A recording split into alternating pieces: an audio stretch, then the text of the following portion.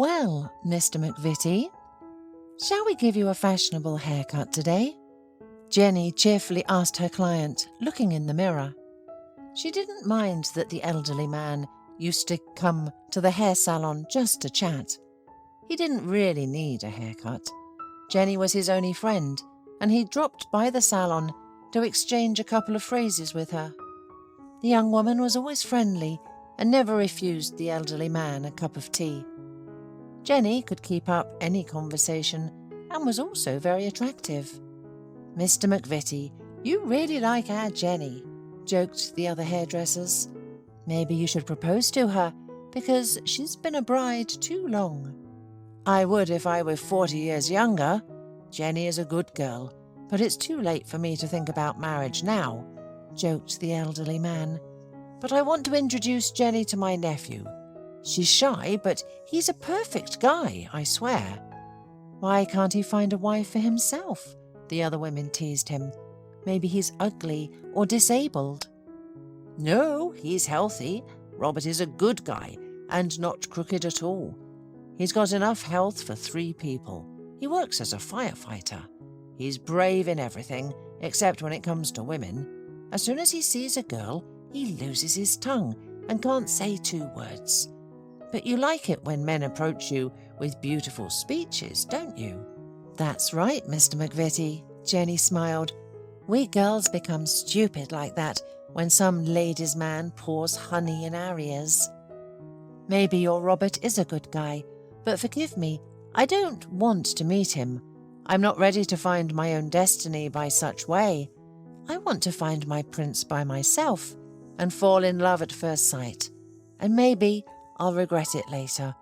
But I really want to have at least one passionate romance in my life. With flowers, courtship, restaurants, tender words, many, many beautiful words, so that I can remember it in old age, even if it turns out to be a lie." "You're a fool, women," the elderly man coughed. "You go after some talkative loafer who doesn't even answer you properly, and the good, serious guys are left out." Mr. McVitie, grunting, got up from the chair, looked at his reflection, which had become younger after the haircut, and turned to Jenny. "You have golden hands, daughter. Thank you. Well, if you don't want to meet my relative, that's your right. But I wouldn't mind having such a relative. But anyway, I'll go now," said Mr. McVitie, and left the hair salon. "Well, I have to go too," Jenny hurried. "I have an important meeting today. Don't be mad, girls, but I'm leaving a little earlier and passing to you all my work." When Jenny disappeared behind the door, the remaining women in the salon immediately began to discuss her. "And why does everyone go to Jenny? What does she have that we don't? This old man, for example, he came the day before yesterday, saw that his beloved Jenny wasn't there and left. Literally, every other client is hers," complained Heather, a tall, angular woman in her 40s. "That's true. How can we get Jenny out of the salon? Our profits would double." Angela nodded. "I've been working at the salon for 5 years since Jenny arrived. Half of my clients flock to her. She cuts hair better, you know." "No way. She cuts hair normally. She's just young and pretty. The men just switch over to her." "Angela, maybe you should be more gentle with them. Maybe then they wouldn't switch over as much," giggled Heather. "Besides, you seem more like a hairdresser from a poor neighborhood. You smoke too much, and you always mutter something under your breath. Listen, I wouldn't even sit in your chair." "Oh, come on, Heather. Did you graduate from the college for noble girls or something?" While the 2 envious women talked about Jenny, the girl was hurrying to her date. She had recently met a man who unexpectedly caught her eye from the very first moment they met.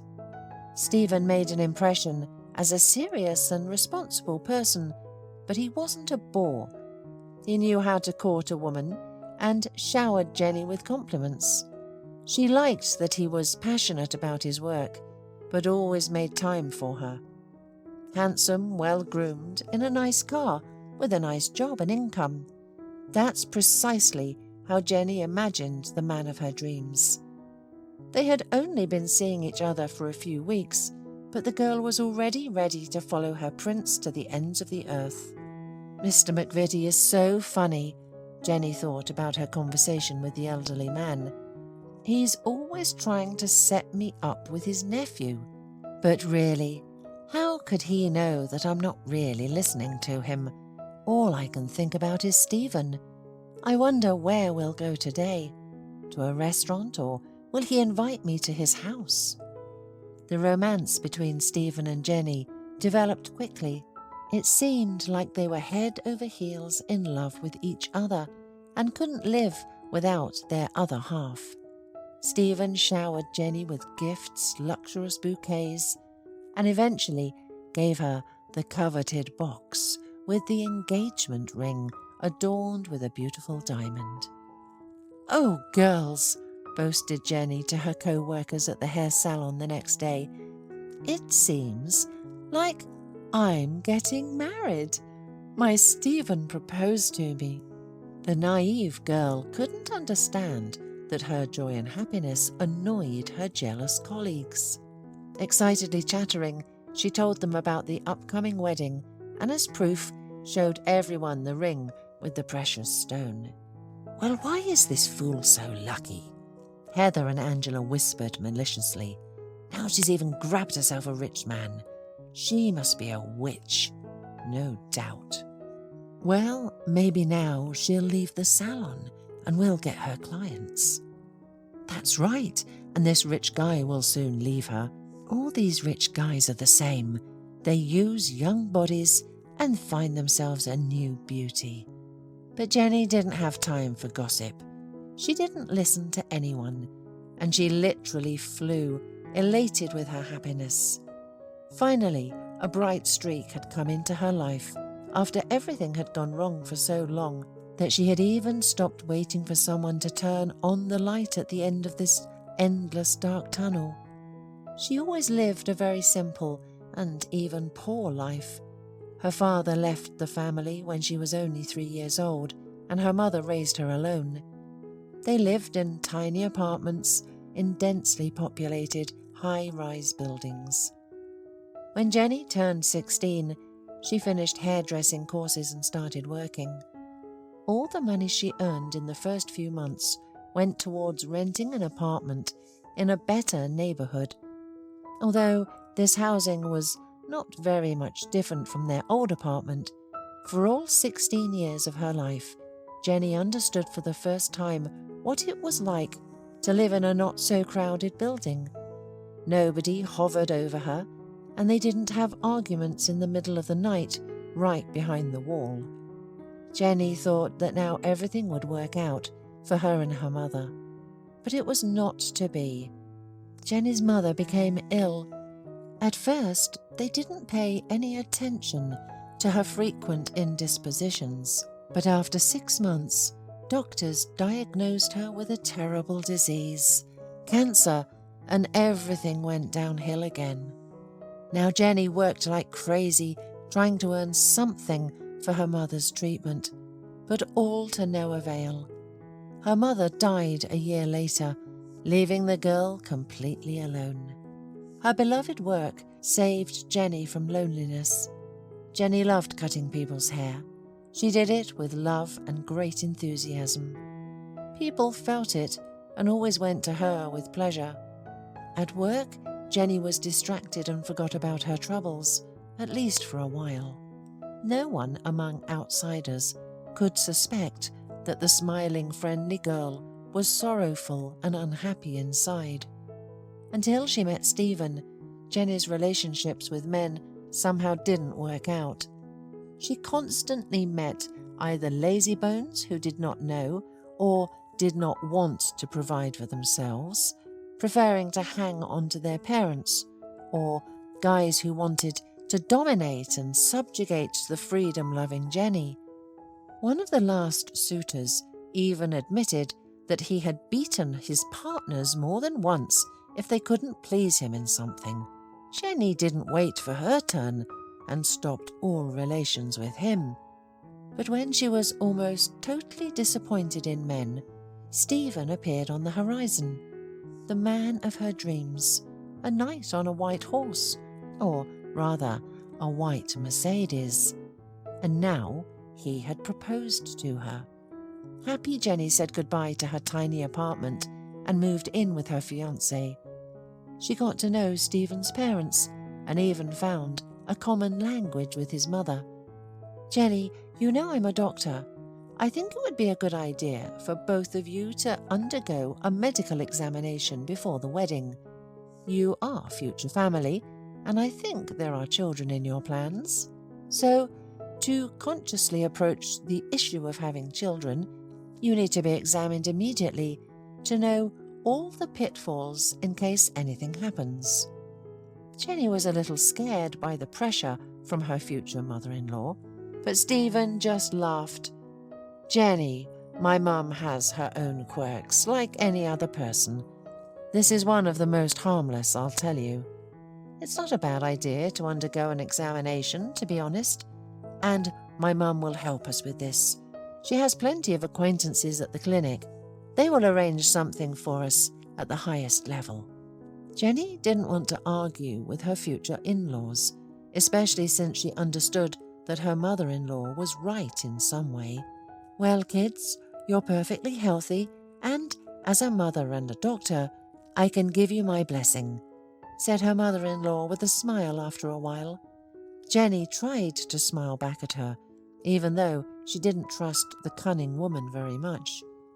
The wedding was only a week away, and the bride's thoughts were occupied with preparing for the upcoming celebration. Later that evening, Stephen was taking a shower after a long, stressful day at work, while Jenny lay in bed, scrolling through social media pages. Suddenly, Stephen's phone vibrated. Jenny accidentally glanced at the screen and saw the number and photo of a girl. Something sharp and cold pierced her heart. After hesitating for a split second, she took Stephen's phone in her hands and opened the message. "My love, I miss you. I long for your touch. I want to snuggle up to your hot body." The letters blurred before her eyes. Her hand began to tremble treacherously, and Jenny dropped the phone on the blanket. Her brain refused to understand the words she had just read. Jenny picked up the phone again and quickly looked through all the messages that had come to Stephen's phone. Who is she? Why is she writing such revealing things to my Stephen? Clearly he has something with her, or at least had. Jenny couldn't gather her thoughts. Everything she saw only spoke of one thing. Her fiancé was cheating on her with this stranger. "Oh, darling, it's heaven to take a shower after a hard day," Jenny heard behind her. She turned to the smiling fiancé, who had just come out of the shower, and tears flowed from her eyes against her will. "What happened?" Stephen froze in the doorway from surprise. Then he noticed his phone in Jenny's hands and fell silent abruptly. "What is this?" the girl asked quietly. "Who is this woman? Why are you writing such revealing things to each other? Why does she have a photo in your phone? Are you sleeping with her?" She expected Stephen to come up with 100 excuses and try to calm her down as quickly as possible, but the guy was silent, and the silence made everything even scarier. Jenny jumped out of bed, threw the phone in Stephen's face, grabbed the first thing she could find, and ran out of the apartment. She couldn't bear the betrayal. Not Stephen. Not him. There had been a lot of pain in her life, but she didn't expect it from him. It seemed to her that he loved her boundlessly, unconditionally, and that he would never betray her. And now her faith in him was trampled. "Mary, can I stay with you for the night?" she called her friend. "What happened? Why aren't you at home?" Mary asked, frightened. Jenny told her everything, and the enterprising friend decided that Jenny should not cry and grieve now, but urgently heal her sorrow at the nearest bar. She made up Jenny's crying face, dressed her up and dragged her to cheer up with alcoholic cocktails. Never let that goat get you down. That's all they want, to bring us to tears. Take my Henrik, for example. From the outside, everyone thinks he's such a quiet guy, but do you know how many times he's driven me crazy? If it weren't for the wine, I'd probably have gone crazy with him by now. Jenny followed her friend into the bar, nodding along, but not understanding how a couple of cocktails would help her. But a few hours later, she was joyfully singing karaoke with Mary, stumbling and giggling loudly in response to the jokes of the tipsy men who immediately started to join them. Some of them were extremely persistent, and Mary even started arguing with one of them. "I smeared all my makeup because of this drunk idiot," Mary said to Jenny. "I'm going to the restroom to fix myself up. Are you with me?" Mary was looking at Jenny questioningly, but the girl was completely drunk and just shook her head negatively. As soon as Mary left, a drunk guy approached Jenny and started hitting on her, quite rudely. "Dude, leave the girl alone. Can't you see she's not up to it?" said a tall, broad-shouldered man who looked about 5 years older than Jenny. He suddenly appeared next to the rude man. "Miss, can I escort you home? I think you've had enough fun. A little more alcohol and you'll feel even worse." The stranger carefully lifted Jenny and led her outside for some fresh air. "Let me call you a taxi. You just tell me the address before you fall asleep," the man offered. Jenny opened her mouth to give Mary's address, but when she looked at the stranger, she changed her mind. She didn't want to let him go. The man was like a magnet for her. His broad shoulders and strong arms held her so securely, and his voice was so calming that Jenny decided to stay with him tonight. "Take me to your place, please. I have nowhere to go tonight," she gathered the courage to say. She wanted to hug him and forget, even for a moment, about the humiliation she had to endure today. "I'll get even with Stephen. I'll pay him back in the same coin," thought her foggy brain. Jenny put her hands around the man's neck and kissed his lips greedily. For a split second, she felt some resistance, but then the man seemed to give in and responded with a hot kiss. The next morning, Jenny woke up in a stranger's apartment. Yesterday's stranger was sleeping next to her. "What have I done?" she thought in horror, and began to gather her things as quickly as possible. "I need to run away before he wakes up." The man was sleeping soundly, and if she were completely honest with herself, she really liked him. She felt so good with him last night, like never. If they had met under different circumstances, they might have had a beautiful romance. But now, what was he going to think of her? A frivolous girl who spends her evenings in bars and her nights with the first stranger she meets. Jenny was burning with shame. The only thing that calmed her down was the fact that she and the man were not acquainted, so nobody would find out about that night. However, she would have to explain herself to Mary. She purposely didn't take her phone to the bar so as not to hear phone calls from Stephen and not to listen to his fake story.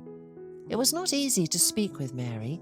The poor girl was very anxious when she didn't find Jenny in the bar. After questioning those present, she found out that Jenny had left with a man in a taxi. She was about to report her friend missing to the police when Jenny appeared at her doorstep. There were indeed about a dozen calls from Stephen and several SMSs on Jenny's phone. In them, he assured her that Megan was his ex-girlfriend, that she knew he had a fiancé, but continued to text him, and he could not dare to offend her and block her number. But now he finally did it. Jenny was desperate. Stephen was not guilty of anything, but she had behaved so stupidly right before the wedding. After a couple of weeks, during the honeymoon, Jenny felt slight dizziness and nausea. Tests confirmed that she was pregnant. Could it be the result of that one night? But no, it can't be. After all, she was with Stephen more often, and the likelihood that it was his child is immeasurably more significant. Jenny tried to calm herself down and forget about that night, like a dream that should dissipate upon awakening, leaving a light haze of regret for something that did not come true. But she never imagined to forget that night. On time, she gave birth to 2 boys and heard from the doctor what she had been afraid of all that time. The miracle did not happen. Her twins turned out to have the B blood type, while she and her husband had O. Under no circumstances could Stephen be their biological father. There was no point in hiding the truth, especially since Jenny's mother-in-law was a doctor, and sooner or later everything would have been revealed. Jenny understood that it would be incredibly difficult for her to handle 2 children at once, but she decided to tell the whole truth right away. And this woman kept throwing tantrums at me about Megan. Stephen was indignant, without even thinking that I would take you with your brats. Go back to their father. Jenny was picked up from the maternity hospital by her friend. 4 months had passed, 2 of the hardest months in Jenny's life. The babies got a little stronger in that time, and she made a difficult decision for herself. After placing them in daycare, she returned to work, bringing joy to her clients and disappointment to her colleagues. One of the first people to greet her was Mr. McVitie. "Jenny, how I missed you. How are your kids? How are you, my dear? I'm certainly happy to see you, but why did you go back to work so early?" "Well, there's not much to tell, Mr. McVitie. Good things are scarce. I split up with my husband." "What are you saying? How could this happen? What a scoundrel he turned out to be." No, he's not to blame for anything. It just happened. In general, this story is not interesting to anyone for long, but thank God my little ones are alive and healthy." "Well, that's the most important thing, Jenny, that the children are healthy and growing up without getting sick. It's hard for you, I understand. It's good they enrolled them in daycare." "Yes, of course. It would have been better later, but there was no other way. I'm alone." "Well, that's fixable. You'll find a good person, believe me. And you're not alone. You have so many grateful clients. You're like family to us. Here's what I propose. I'll organize a fan club for Jenny, the hairdresser, and her sons." "Am I a movie star to you, Mr. McVitie?" Jenny laughed, probably for the first time in many, many days. For some reason, these words of the old man made her feel light-hearted. How is a mother of twins not a star? She'll shine brighter than any star. That's it, we've decided. We won't leave you alone. When's your day off? Give me your address. My nephew and I will come to visit, pick you up with the little ones, and we'll go on vacation. Come visit us this Sunday. Robert, my nephew, will make a barbecue. We'll eat, chat, and maybe even go to the countryside. Do you know what kind of car Robert has? A Jeep. Your whole big family will fit in it." "Mr. McVitie, are you at it again? Why are you deciding everything for your Robert? Does the young man really need to spend his day off entertaining us?"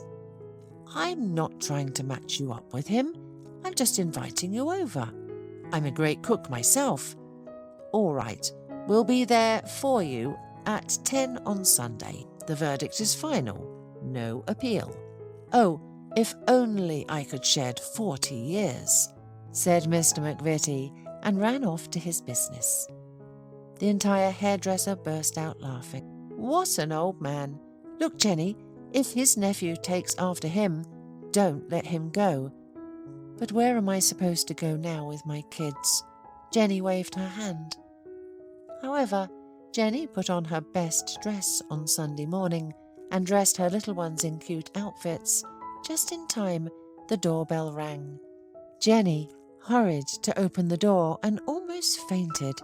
Next to Mr. McVitie was the man from her dreams, the man with whom she had spent that magical, sweet night that gave her sons. "Is it you?"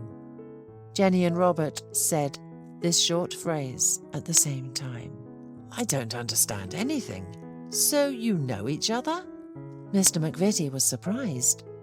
"Well, it turns out that we have already met," muttered Robert. Jenny began to tremble with a small, nervous shake. It was impossible to believe, but the father of her children was the nephew that Mr. McVitie had long dreamed of introducing to Jenny.